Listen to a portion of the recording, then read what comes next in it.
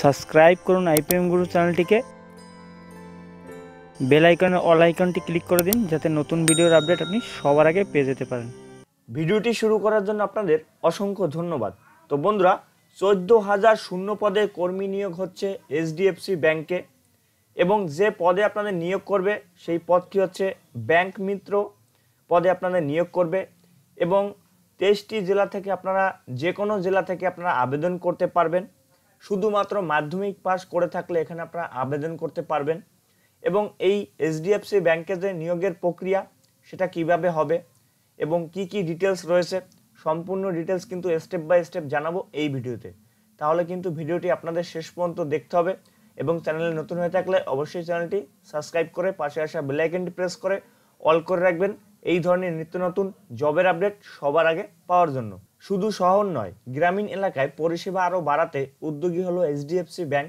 সেই জন্য চলতি অর্থ বছরে 2020-21 মধ্যে ব্যাংক মিত্র ব্যাংকিং করেসপন্ডেন্ট এর মাধ্যমে বাড়িয়ে 25,000 করার পরিকল্পনা হচ্ছে। একথা জানিয়েছেন বেসরকারি ক্ষেত্রে সবথেকে বড় ব্যাংকে এক উচ্চপদস্থ আধিকারিক। আপাতত ব্যাংকে 11,000 জন কর্মী মিত্র রয়েছেন। এইচডিএফসি ব্যাংকের সরকারি প্রাতিষ্ঠানিক ব্যবসা এবং স্টার্ট আপের দেশের প্রধান মিতা ভগত সংবাদ সংস্থা পিটিআইকে বলেন, দেশের প্রত্যেক অঞ্চলেও প্রত্যেক গ্রাহককে সর্বশ্রেষ্ঠ ব্যাংকিং পরিষেবা দেওয়ার চেষ্টা করেছি আমরা।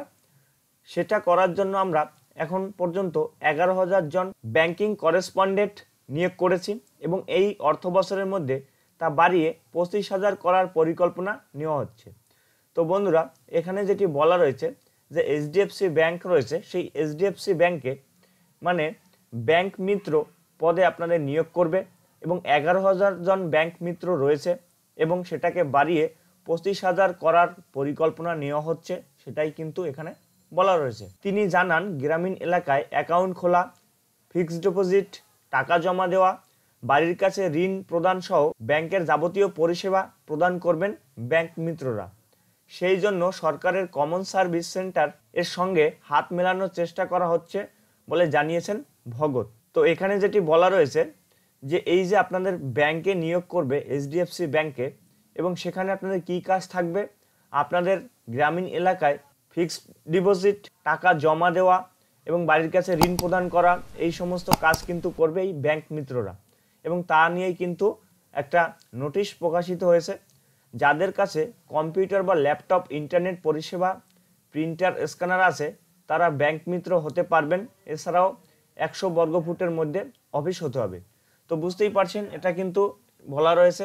তো এই সমস্ত আপনাদের যদি থাকে তাহলে কিন্তু আপনারা এখানে অ্যাপ্লাই করতে পারবেন। ব্যাংক মিত্র পদে আবেদনের জন্য প্রয়োজনীয় নথি।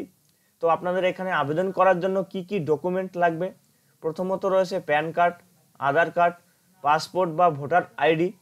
2 নম্বর হচ্ছে 10ম শ্রেণী পাস করতে হবে, সেই সঙ্গে মার্কশিট এবং সার্টিফিকেট লাগবে।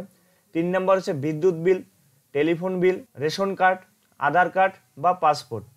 তারপর হচ্ছে পাসপোর্ট সাইজের ছবি, ব্যাংকের পাসবুক বা ক্যান্সেল চেক। তো এই সমস্ত ডকুমেন্ট কিন্তু আপনাদের এখানে আবেদন করতে লাগবে। কিভাবে আবেদন করবেন, ব্যাংক মিত্র হওয়ার জন্য ব্যাংকে আবেদন করতে পারবেন।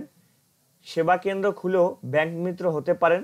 প্রয়োজন মতো ব্যাংক মিত্র এর জন্য আবেদন চায় ব্যাংক। আপনার নিকটবর্তী ব্যাংকে গিয়ে যাবতীয় তথ্য আপনারা জানতে পারবেন। তো এই সম্বন্ধে যদি আপনারা জানতে চান, আপনারা এইচডিএফসি ব্যাংকে গিয়ে কিন্তু যাবতীয় তথ্য জানতে পারবেন। তো বন্ধুরা, এর আবেদন প্রক্রিয়া কিছুদিনের মধ্যে কিন্তু শুরু হবে। যখনই এর আবেদন প্রক্রিয়া শুরু হবে তখনই কিন্তু আমরা ভিডিও করে আপনাদের সবার আগে জানিয়ে দেব।